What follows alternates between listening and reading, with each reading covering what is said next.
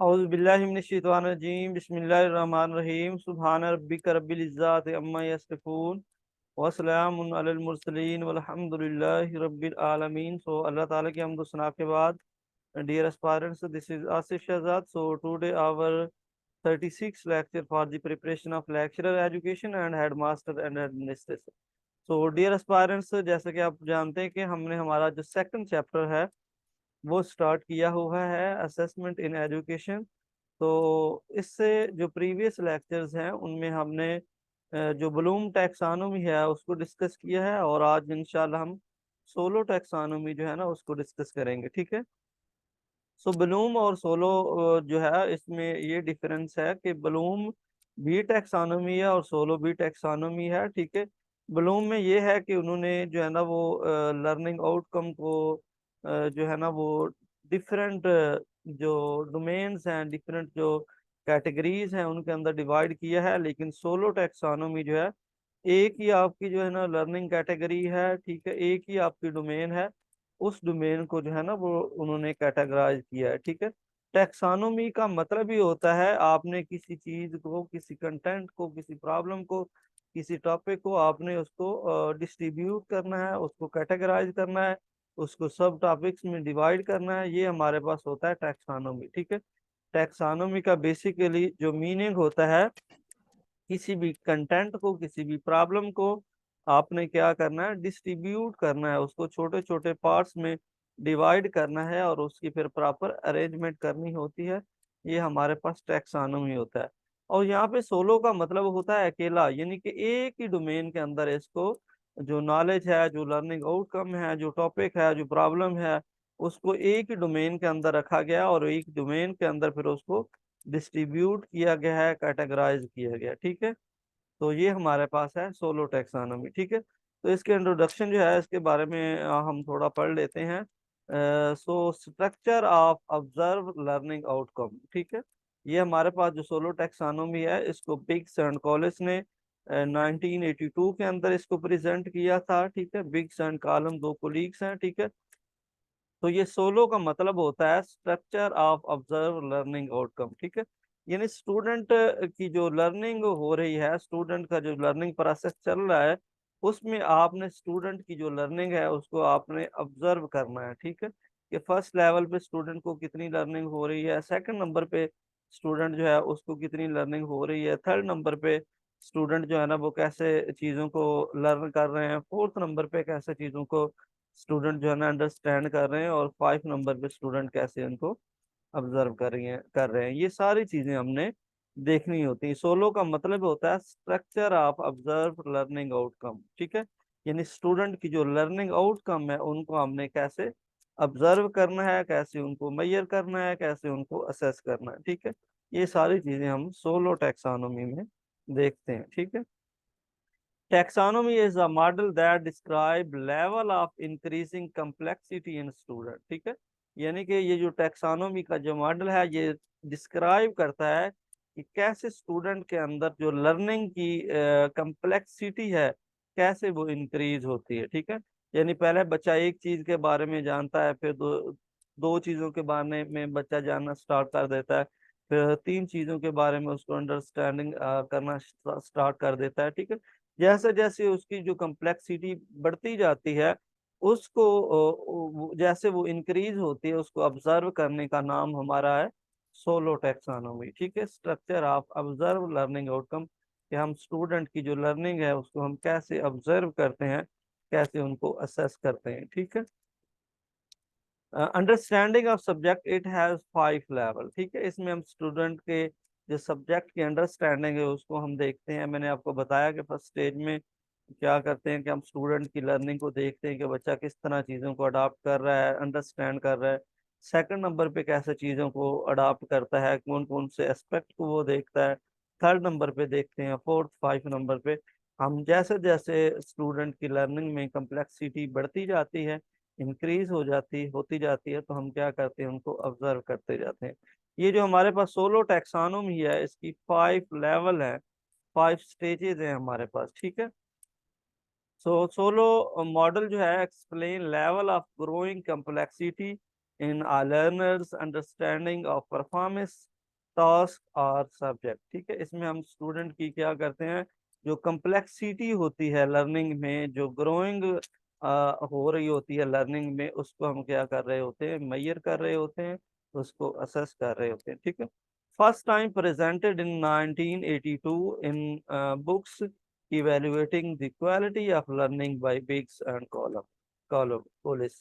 ठीक है, ये फर्स्ट टाइम जो है बिग्स एंड कॉलिस की एक बहुत ही फेमस बुक है, evaluating the quality of learning. ठीक है, ये समटाइम बुक का नाम जो है ना वो पूछा जा सकता है कि ये बुक कौन से राइटर ने लिखी है या किस राइटर ने लिखी है, तो ये भी आपने जरूर याद करना है। ठीक है, यानी कि फर्स्ट टाइम ये जो सोलो टैक्सोनॉमी है, इसको बिग्स एंड कॉलम ने अपनी कॉलिंस कॉलिंस ने अपनी एक famous book evaluating the quality of learning, यानी कि हमने जो लर्निंग है उसकी क्वालिटी को मेजर करना है कि फर्स्ट लेवल पे लर्निंग क्वालिटी कितनी होती है, सेकंड लेवल पे कितनी होती है, थर्ड लेवल, फोर्थ लेवल या फाइव लेवल पे स्टूडेंट की जो लर्निंग क्वालिटी होती है वो कितनी होती है। तो उस चीज़ को मेजर करने के लिए उन्होंने एक बुक लिखी थी, evaluating the quality of learning.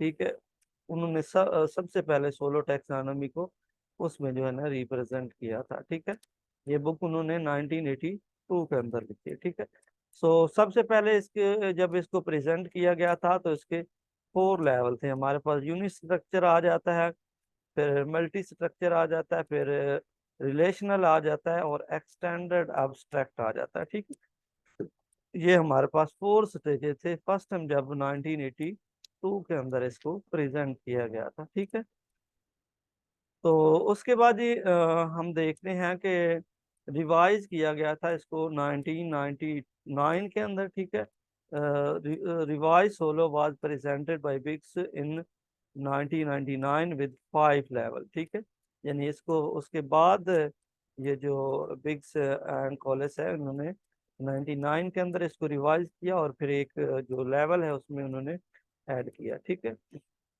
इसमें सबसे पहले जो है ना वो प्री स्ट्रक्चर होता है, उसके बाद यूनिट स्ट्रक्चर होता है, फिर मल्टी स्ट्रक्चर होता है, फिर रिलेशनल होता है, और फिर एक्सटेंडेड एब्स्ट्रैक्ट होता है। ठीक है, तो ये जी हमारे पास फाइव इसके लेवल है, फाइव स्टेजेस हैं। ठीक है, तो आज ये जो मैप है इसको ज़रा आप देखें, तो इसमें सबसे पहले आप देखें कि एक बच्चा जो होता है वो एक चीज़, यानी फॉर एग्जांपल हम बच्चे को जो है ना वो एप्पल जो है ना उसके बारे में हम बताते हैं, बच्चा जस्ट एप्पल की जो फेस है, एप्पल की जो फॉर्म है, उसकी जो शेप है उसको देखता है, और वो क्या करता है कि ये यानी कि ऑब्जर्व कर लेता है, अपने माइंड में एक स्कीमा बना लेता है कि जो रेड कलर का होता है, मीठा होता है, रेड कलर का होता है, गोल होता है, सॉरी, तो वो क्या होता है, वो एप्पल होता है। ठीक है, तो सेकंड यानी कि इस लेवल पे परी जो स्ट्रक्चर लेवल है, इस लेवल पे बच्चा क्या करता है, एक पिक्टोरियल फॉर्म बना लेता है। बच्चे को पहले से उसके बारे में कोई आइडिया नहीं होता,